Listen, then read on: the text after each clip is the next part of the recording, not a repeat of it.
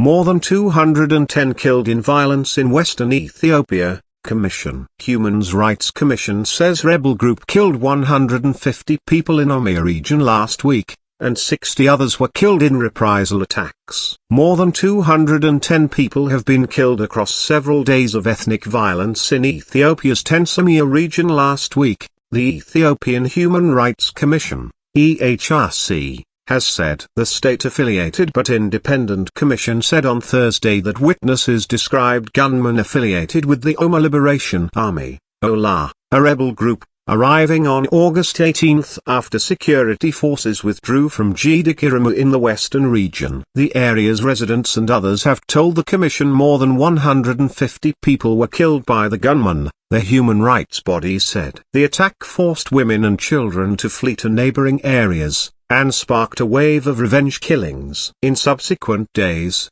some residents carried out ethnic-based reprisal attacks, killing more than 60 people and triggering a further exodus of civilians fleeing the violence, the commission said. The government-appointed body did not state who was responsible for the acts of revenge. The attack happened a day after the relocation of security forces to other areas, the statement said. Local reports and sources said the initial attack targeted ethnic Amaras who have often faced similar attacks in the past. The panel called for immediate action to prevent the instability from spreading further and an investigation into why security forces withdrew from the troubled area. In a statement, the OLA denied responsibility for the attacks. The group is believed to be active in the area where the latest attack took place. Oda Darbi, spokesperson for the rebel group, said in a tweet on Thursday such reports were a gross distortion of the facts on the ground. The OLA was designated a terrorist organization by lawmakers in May alongside the Tigray People's Liberation Front,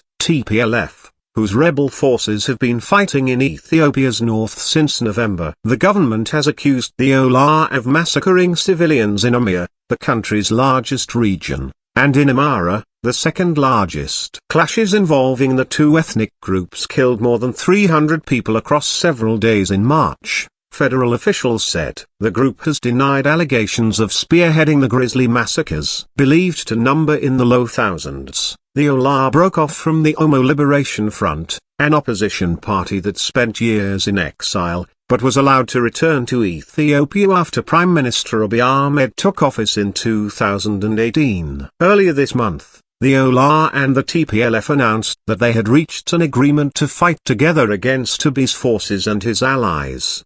A spokesman for the OLA said the two groups mutually agreed that Abiy's dictatorship must be removed and that they were sharing intelligence and coordinating on strategy. The government denounced the pact as a destructive alliance between two groups seeking to destabilize the country. Northern Ethiopia has been racked by conflict since November when Abiy, the 2019 Nobel Peace Prize winner, sent troops into Tigray to topple the TPLF. He said the move came in response to TPLF attacks on federal army camps and victory would be swift. But 9 months later, the conflict has spread into the neighboring regions of Afar and Amhara, and drawn in forces from across Ethiopia.